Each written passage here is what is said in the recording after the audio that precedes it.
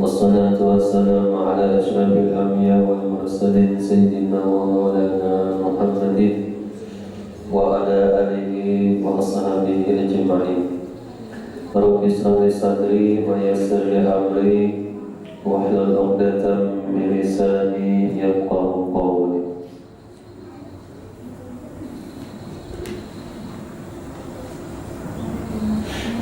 Hadis tentang tawakal.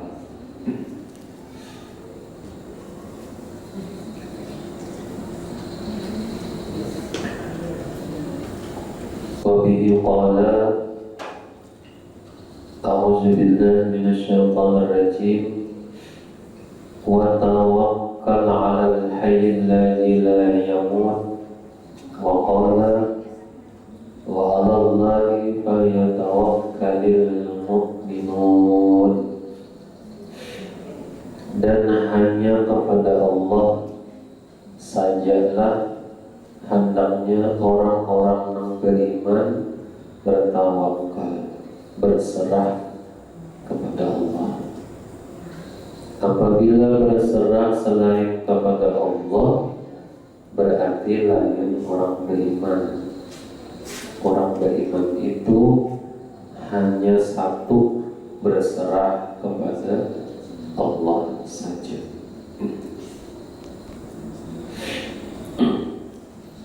Sedangkan selain kepada Allah itu hanya perantaraan makan jadi kenyang, perantaraan bekerja dapat rezeki. Tetap bertawakal kepada Allah, itu berarti orang beriman kepada Allah. Berarti iman orang yang tunduk akan hukum-hukum Allah.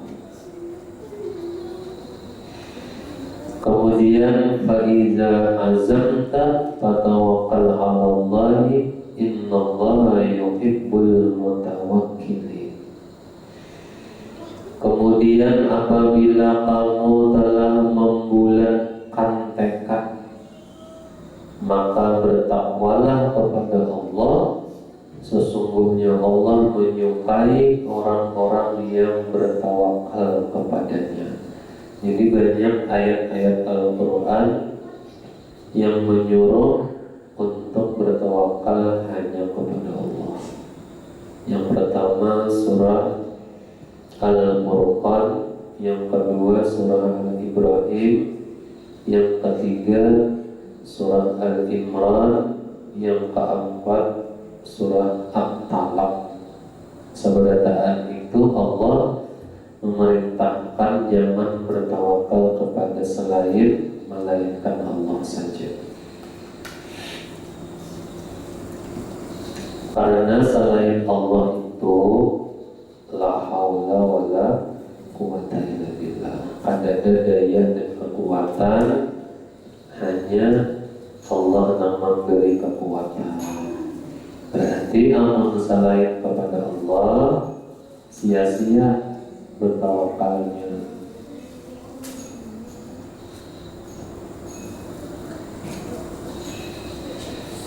Dan barang siapa yang bertawakal kepada Allah, niscaya Allah akan mencukupkan keperluannya. Nah, dicukupkan Allah keperluannya bagi hamba-hamba yang bertawakal.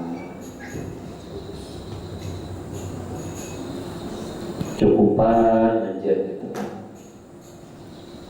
Hendak yang ini dicukupkan, hendak yang itu dicukupkan Allah.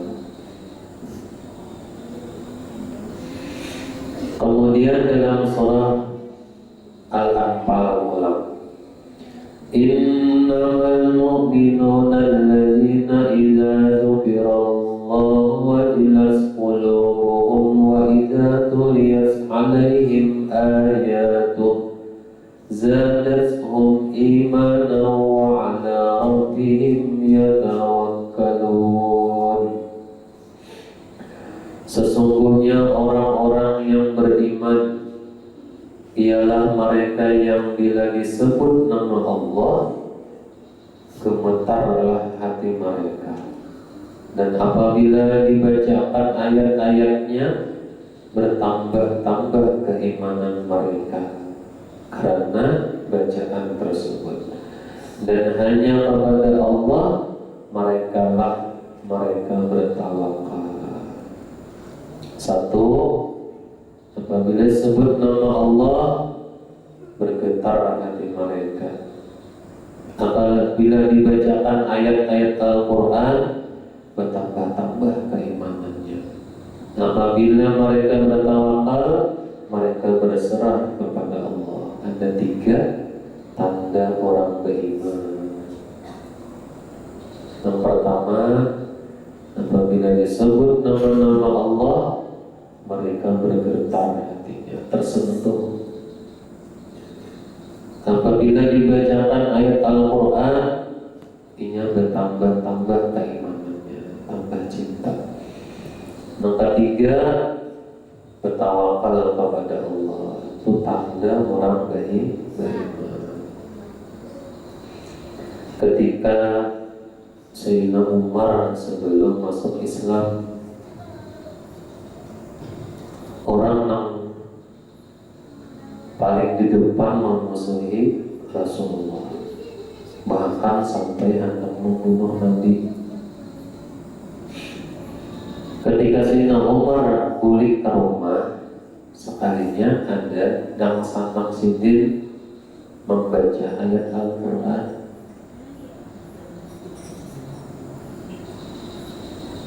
Imbah mendengar yang pertama, Sayyidina Umar marah. Kenapa nih sampai kedua gading Dang Sanak masuk Islam lebih dulu? Ketika masuk ke rumah, makin nampak suara bacaan Al-Quran itu ternyata meluluhkan hati Sayyidina Umar. Yang tadinya keras menjadi lemah, lembut mendengarkan ayat-ayat Al-Quran. Berarti Al-Quran itu apabila dibacakan menambah lembut hati. Apabila nanti bacakan Al-Quran betapa panas, itu orang kasurupan ya banget. Tambah marahnya, kenapa ya? Karena di situ ada jin. Dibacakan Yasin betapa banget, nyanjin bangga. Orang kasurupan itu jin masukinya.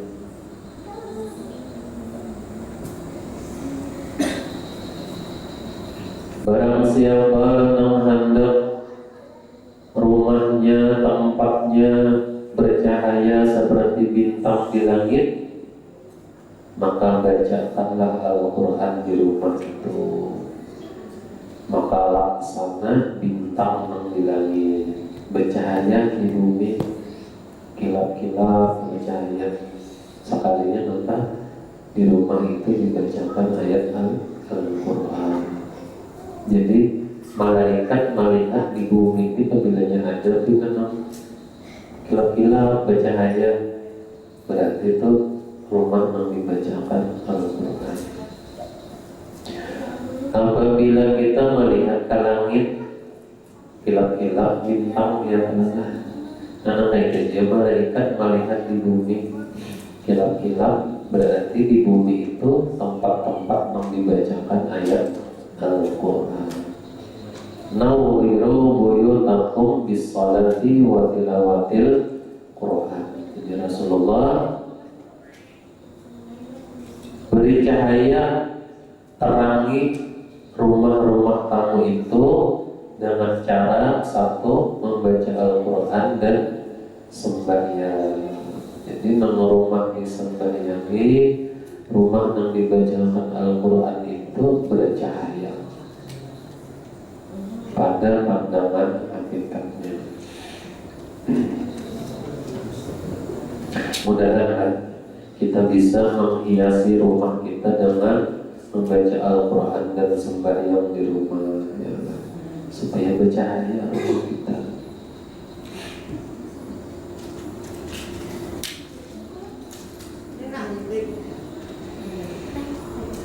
Nah, itu di antara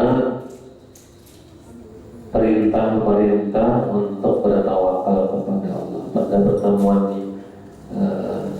minggu yang lalu sudah dijelaskan tentang tawakal yang pernah. Jadi bertawakal itu berarti dia sudah menyerahkan permasalahannya itu hanya kepada Allah. Jangan menyerahkan masalah-masalah itu selain kepada Allah.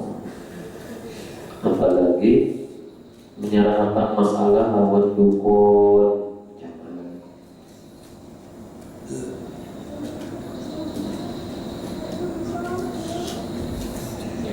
Kemudian hadis yang pertama tentang tawakal.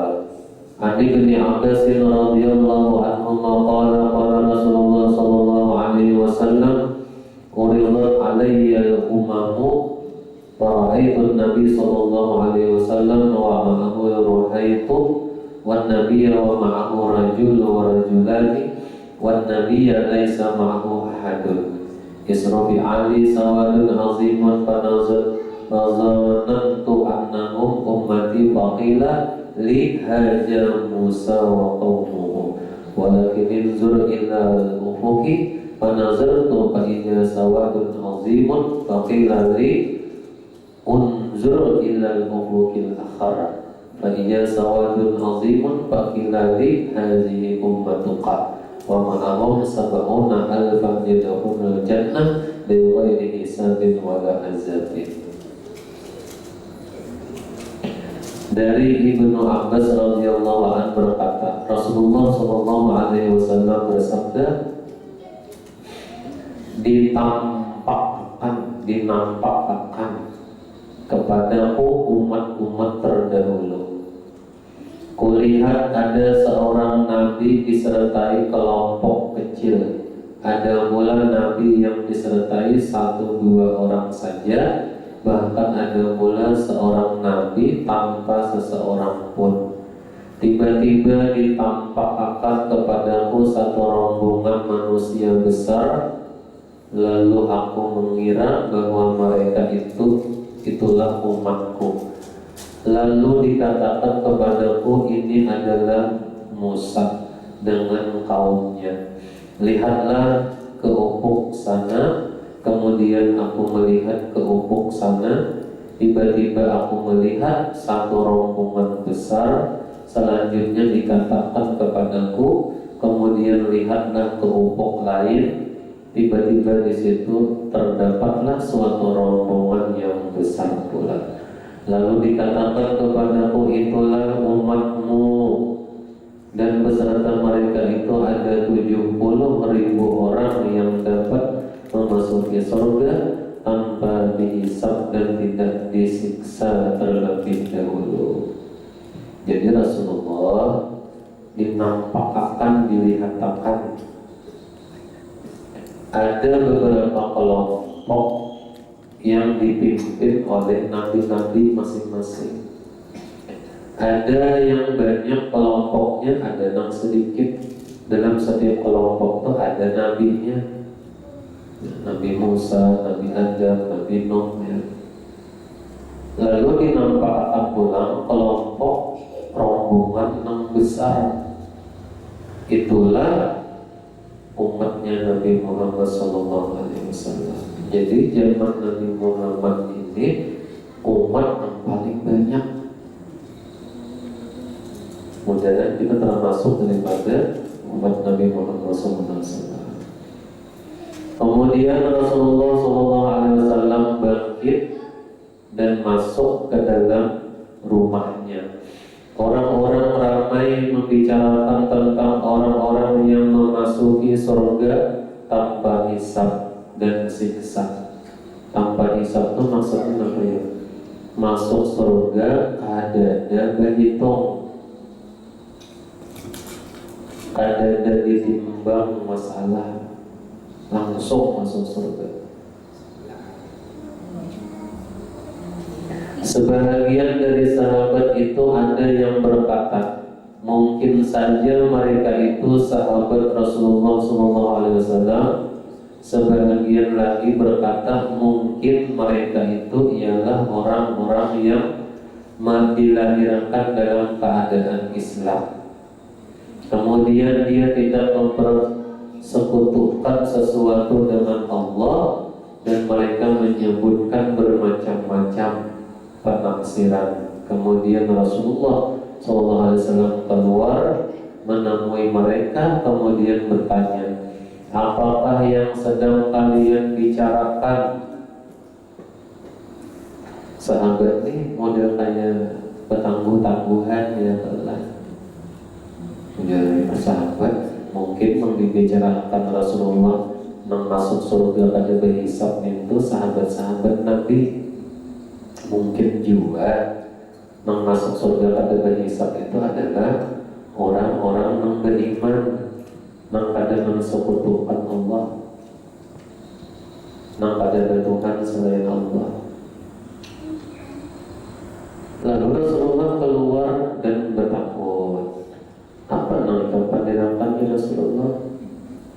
Kemudian mereka menceritakannya. Selanjutnya beliau bersabda, mereka adalah orang-orang yang tidak meruqyah dan tidak minta diruqyah.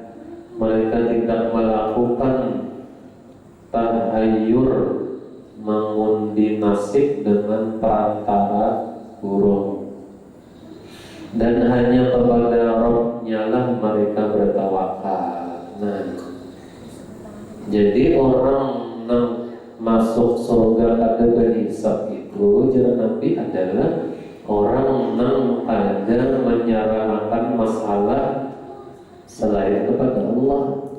Apabila menyerahkan masalah selain kepada Allah, seperti makanya model kayak ilmu burung, ilmu nujum, modelnya seakan-akan ini lebih percaya kepada ilmu nujum, lebih percaya kepada ilmu burung daripada bertawakal kepada Allah. Apabila ada burung kena kulilik bisa dinamati ya nyatai burung elang itu tapi bilangnya dia kulit-kulitnya ada yang dimangsanya tikus ya bujur aja ada yang mati ya balas.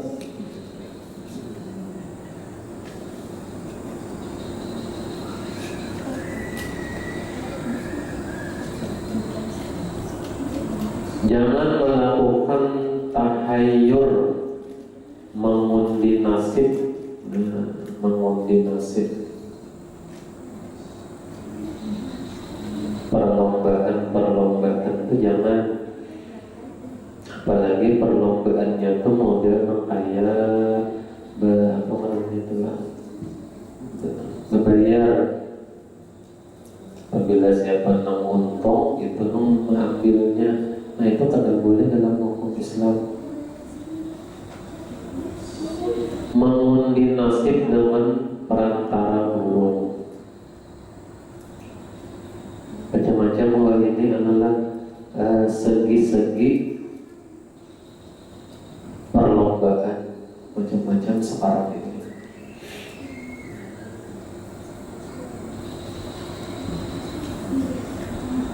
Kemudian Uqayyah bin Mihsan berkata, ya Rasulullah, doakan kepada Allah supaya Allah menjadikan aku termasuk golongan mereka. Sahabat minta kepada Nabi, wahai Rasulullah, jadikan ulun sebagian daripada mereka itu, golongan daripada mereka yang masuk surga ada hisab. Ada model kayak amal kan ditimbang lagi, dosa kan diperhitungkan lagi, ya langsung masuk surga. Kemudian seorang sahabat yang lain berkata, doakan aku kepada Allah agar Allah menjadikan aku termasuk golongan mereka juga. Maksudnya saya kok ya dia pulang, Rasulullah ulang juga, Rasulullah doakan. Kemudian beliau menjawab,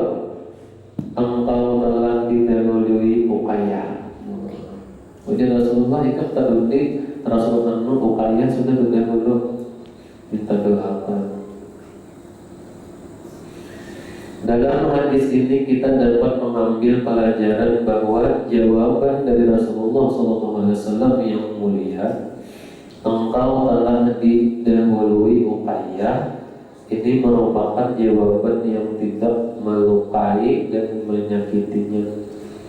Dan Maha Suci Allah, perumpamaan ini selalu dipakai setiap seseorang meminta sesuatu, sungguh sudah didahului yang lain.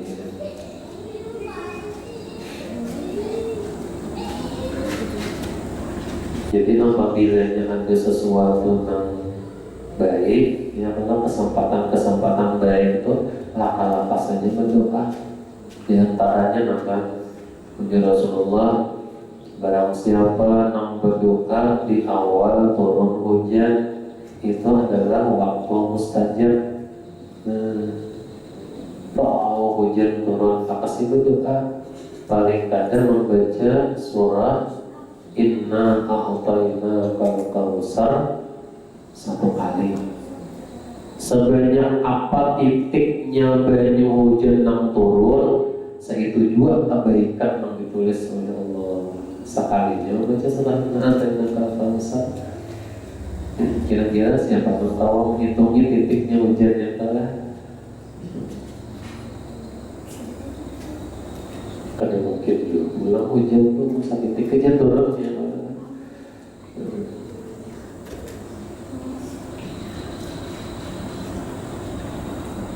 Berdoa ketika sujud terakhir, nah itu kesempatan juga, gunakan juga.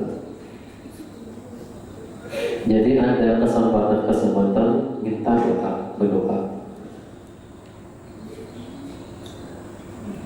Banyak kali apa doa? Rabbana ketika Rabbana doanya bagus juga ya.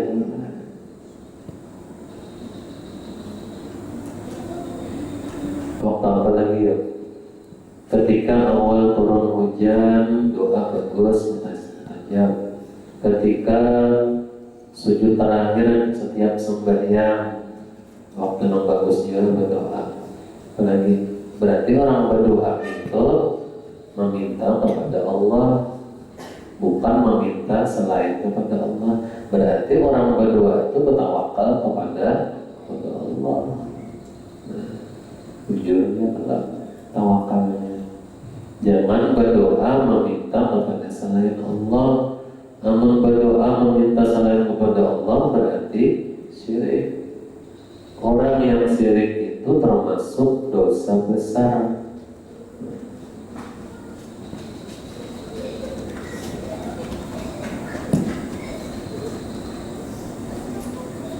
Namun inya pula berjalan Bismillahi tawakkaltu Allah la haula wala quwata illa billah. Doanya bagaimana?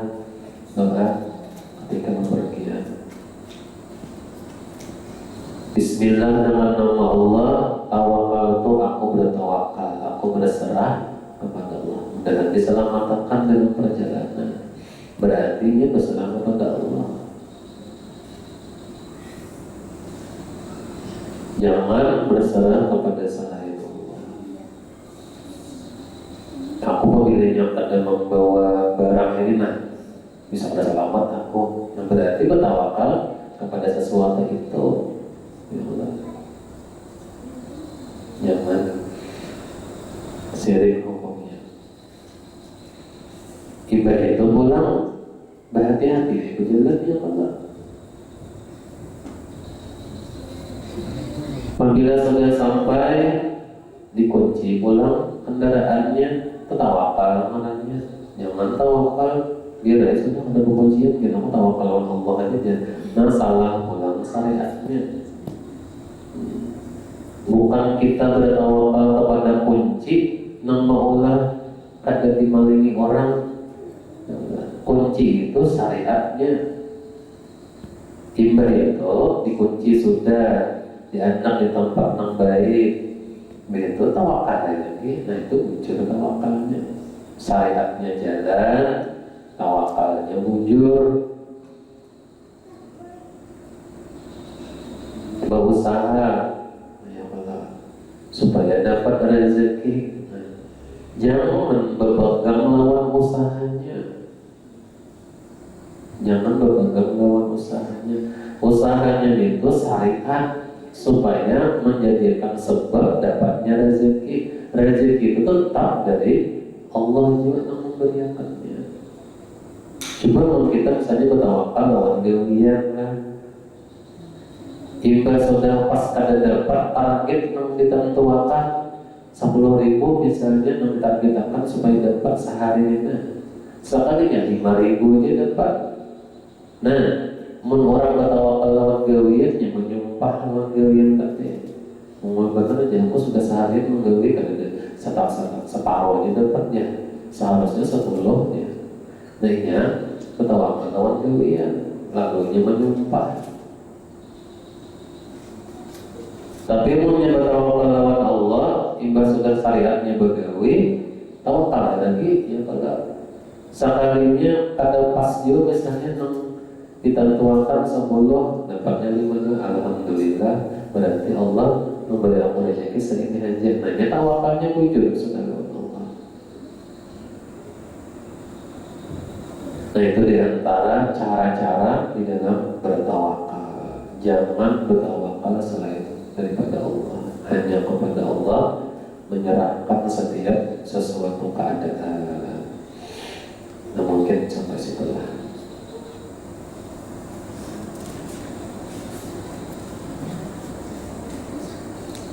Semuanya hidayah salikin.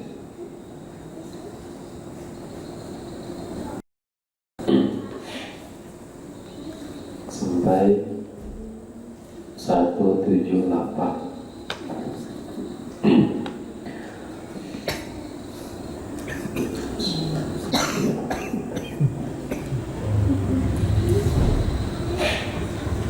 Bismillahirrahmanirrahim. Qala al-mu'allif rahimahullah wa nafa'ana wa bi ulumihi fid dharain amin. Masalah haram dan halal, halal dan haram. 178 di atas.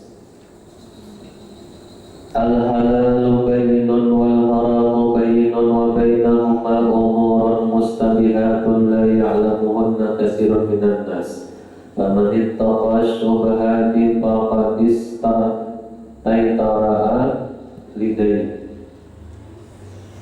lidinihi wa irdihi wa ma waqa'a bisyubhati waqa'a bil harami qarra'i ra'a hawla al-hima yushaku ayyaqa'a fihi. Ini hadis Nabi. Bermula dari Nabi yang halal itu jelas dan yang haram itu jelas, dan antara keduanya halal dan haram beberapa perkara yang syubhat. Berarti syubhat itu banyak juga antara halal dan haram yang tiada mengetahui akan dia itu oleh kebanyakan daripada manusia. Samar, yang subhat itu samar. Maka barang siapa memeliharakan menjaga akan subhat, maka sungguh ia lepaslah bagi agamanya dan dirinya, lepas daripada nang halal. Nang subhat jadi dijauhinya, apalagi nang haram. Apabila menjauhi nang subhat, pasti inya ada tagawi nang haram. Maka sungguhnya lepaslah ia bagi agamanya dan dirinya daripada jatuh kepada nang haram. Dan barang siapa jatuh di dalam subhat, tapakai tagawi taguna akan nang subhat, niscaya jatuh ia di dalam haram seperti orang yang mengembala akan binatang pada keliling hutan yang ditegakkan oleh raja-raja, maka yaitu hampir jatuh kepadanya, yakni jikalau tiada sungguh-sungguh memeliharakan akan binatangnya itu, niscaya memakan binatangnya itu akan rumput yang di dalam hutan yang ditegakkan oleh raja-raja itu, dan dengan itu jadi sebab binasanya pamakan subhat. Misalnya kayak gini, kita ini berisi peliharaan kambing nanti. Lalu ada batasnya, batas pemeliharaan kambing ini nang kada boleh diliwati. Amunnya pada dijaga bujur-bujur, maka kambing tadi bisa jadi malalar ke batas yang dilarang tadi. Nah, ketika ini memakan rumput yang di batas yang dilarang tadi, itu arahnya subhat. Tapi kalau ini tahu batasnya itu ampuninya, ampun ada orangnya, kawainya minta rela, minta halal. Nah berarti jadi halal. Namunnya kada tahu atau kada tahu bahwa kambingnya ini malah luar batas, ya, maka menjadi subhat.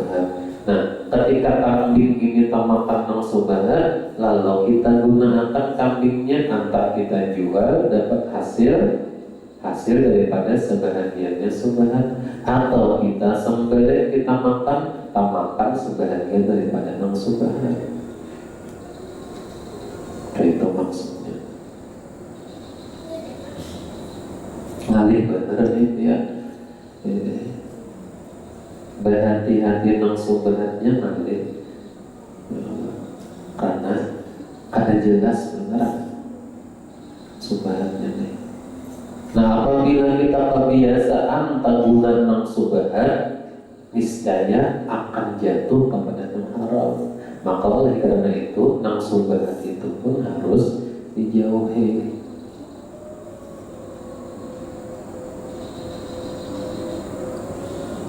Misalnya dipulangkan, kita misalnya memakai sandal ampun kawan, kita tahu kawan kita ini baik ya enggak, tapi kita pakai sandalnya tanpa seizin kawan, kita pakai. Asalnya pertama memakai pinjam hendak ke warung. Hingga itu ada kawan pulang sama iyo, singgah pulang ke rumah kawan. Nah, dua sudah. Ya, tadinya awalnya meminjam hendak ke warung. Hingga itu ada kawan bagi iyo, singgah pulang pada kawan. Hingga singgah pada kawan, kawan pulang hadir membuli kakak. Nah, selama memakai sandal kawan tadi itu, ngarannya subhat. Subhat juga ngarannya. Jadi subhatnya segi apa aja lah, apabila tanpa izin.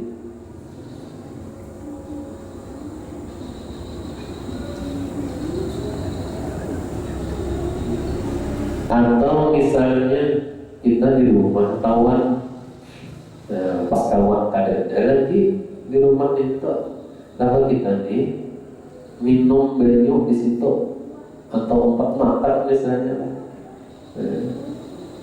Asal kita tahu bahwa kawan ini orangnya, namun diminum minuman yang di rumah ini, makanan dimakan, makanan yang di rumah ini ada salik biasanya. Ya Allah, makan, minum. Nah itu subhat. Kecuali ketika sudah kawan tadi datang, kalau kita minta rela, jadi halal. Jadi halal.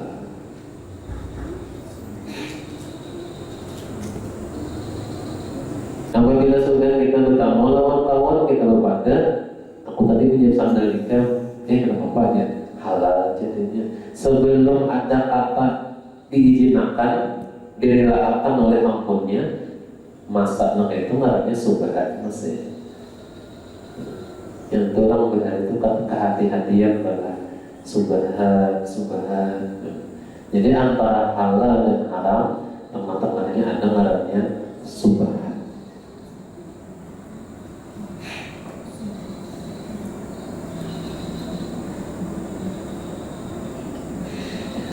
Kata Imam Al-Ghazali rahimahullah ta'ala di dalam kitab Arba'in fi Usuluddin, ketahui olehmu dari Imam Ghazali bahwasanya manusia itu pada hak, pada hukum kan enam bagi. Pertama dari Imam Ghazali, manusia itu tiada engkau ketahui akan hal orang itu adakah soleh atau fasik. Fasik itu maksudnya apa? Kalau soleh itu kan orang yang berhati-hati di dalam masalah hukum Allah. Sedangkan orang yang fasik ini nang halal, nang subhan, nang haram dianunya juga fasiknya katanya. Di dalam soleh kan. Jadi jangan menggajari. Yang pertama manusia itu kita kada tahu orang itu soleh kah, fasik kah, maka harus memakan harta pemberian mereka itu dan tiada wajib menjauhi akan dia. Tetapi bagi orang yang wara, nah kalau yang orang wara pulang itu sunat menjauhi akan dia. Itu pun jika tiada membawa kepada menyakitkan akan hati mereka. Maka jika engkau jauh akan yang demikian itu, niscaya jadi sakit hati mereka itu atau jadi liar hati mereka itu. Maka yang demikian itu tiada sunat bagi orang wara yang bersifat wara menjauhi akan dia.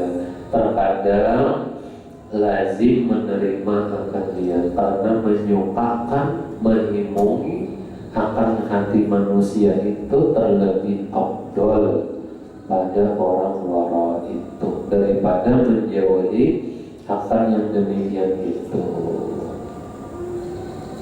Kita ini misalnya kada tahu lah orang misalnya memberi sesuatu, baik makanan, pakaian dan sebagainya.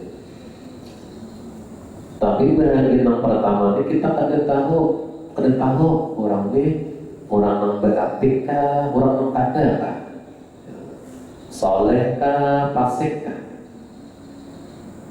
Maka orang yang bersifat wara di sini lah boleh inya mengambil, boleh inya kada.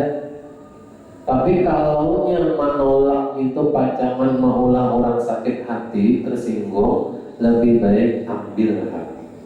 Tapi dengan syarat pandangan yang pertama yang kada tahu soleh atau kadanya.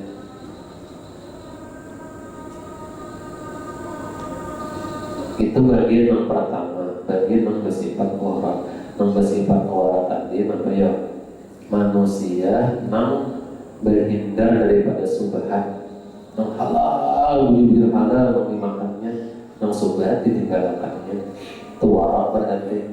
Tapi amun yang subhan masih dimakan, digawi, tapi yang tarik itu minta halal juga kainannya, ya Allah. Nah itu belum wara lagi namanya.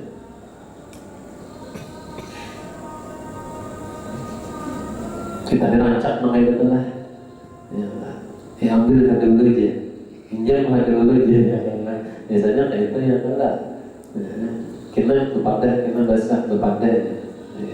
Padahal lu tahu lagi ampunnya ini mengizinkan atau kada, memberiakan atau kada, tidak tahu lagi. Cuma model kayak yakin model dulu, pakai dulu aja. Nah itu tuh sobat hati-hati, baik masalah makanan, barang, alat-alat, ialah apakah alat-alatnya juga.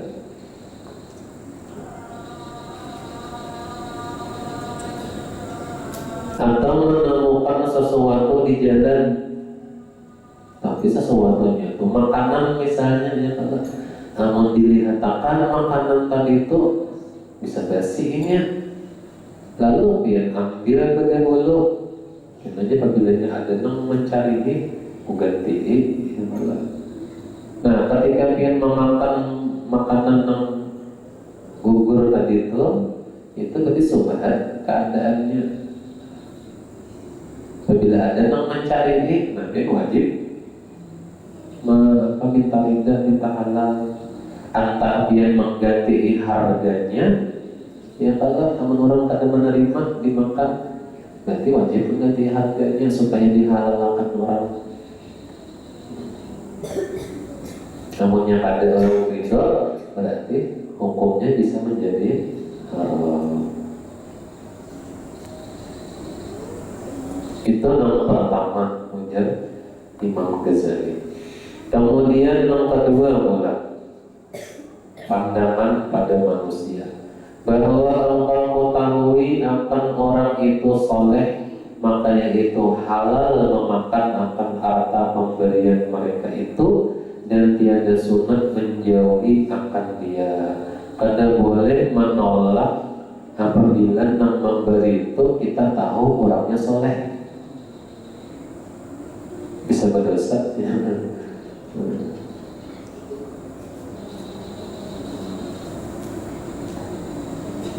Artinya soleh di sini apa? Bersifat warok. Nang sobat jadi dijauhi sini, apalagi nang haram. Berarti jujur soleh orangnya. Ini pandangan yang kedua. Apabila melihat orang itu orangnya soleh memberi, kita jangan ditolak. Punya guru sekumpul dan ulang. Ini kan sini menolak awal angka 18 ya Pak. Mudah-mudahan kita dapat berkah beliau ya Allah. Mudah-mudahan karena beliau itu adalah orang yang sangat luar biasa kewaliannya. Punya guru sekumpul waktu sidin mengijazahkan musafahah itu ijazah selamat ya, man safaha aw safaha man safahani ila yaumil qiyamah dakhala jannah. Kan hadisnya kayak itu.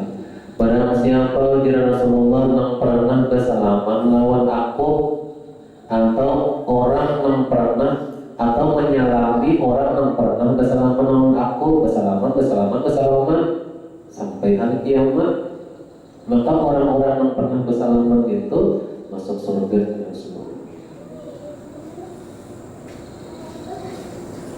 Sahabat pernah bersalaman lawan Rasulullah. Lalu di zaman sahabat Rasulullah wafatnya kedua lagi menemui ini. Lalu imbah zaman sahabat tabiin pernah bertamu lawan sahabat bersalaman pulang nih.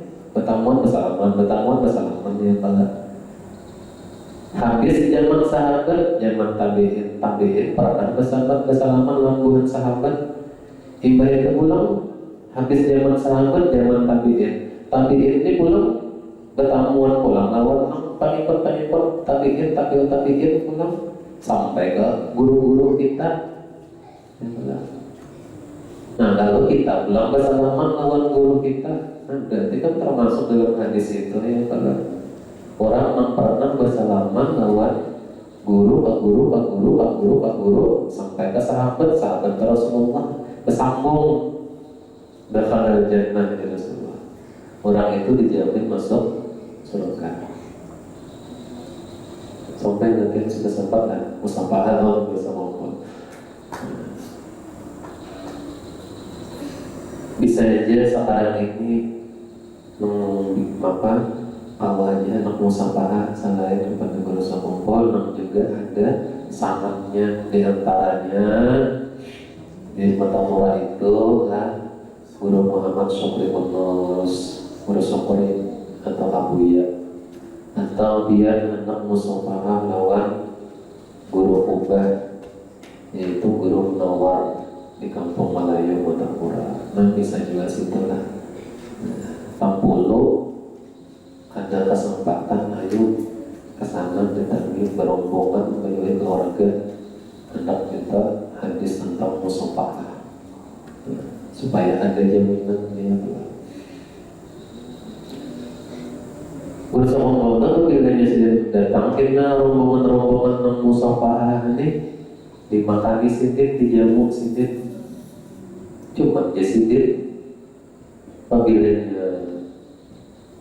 masuk ke rumah sidik ibadah musafaha dijamu sidik, makani sidik, cuma anu itu sidik masalahnya membawa rantangnya sidik. Sudah makan di rumah di sini sekalinya minta pulang sarantang mau boleh ambil berkah guru dia. Nah itu di sini kada nyaman ya, mau pulang berkahnya. Lain orang di sini ada sisanya bawa iya, namanya ada disuruh membawa subhan jadinya subhan kada berpandai hendak manut, hendak namanya ngabarakat yang Allah ada berpadan namanya berpadan berarti halal ya halal kan tamu itu dijamu oleh sidin nang datang di situ ya halal dijamu sidin siapa aja nang datang dijamu sidin berarti halal namun kita mau boleh selain jatah kita berarti jadi subhan harus berpadan minta izin nah itu itu kisah dulu lah. Di sini pula adakah di sini di antara jamaah nang musafaha ini nang wali di sini. Tadi dia berataan ada nang walinya ya. Di sini pun ada kenal wali ya, ngaku wali. Ada di sini sikong si nang wali kota. Memang ketika itu jamaahnya ada wali kota Banjarbaru kan. Nomor 4 musafaha. Wali kota nang dahulu pakai yang lain zaman apa dulu tuh ya Rodes Nawan lah Rodes Nawan lah kabupatinya dahulu Rudi Arifin di Banjar ya sama Banjar di Banjarbaru Rodes Nawan di provinsi Rudi Arifin yang pada masa itu dia Pak nggak salah kalah sudah itu masih dia lah itu Banjar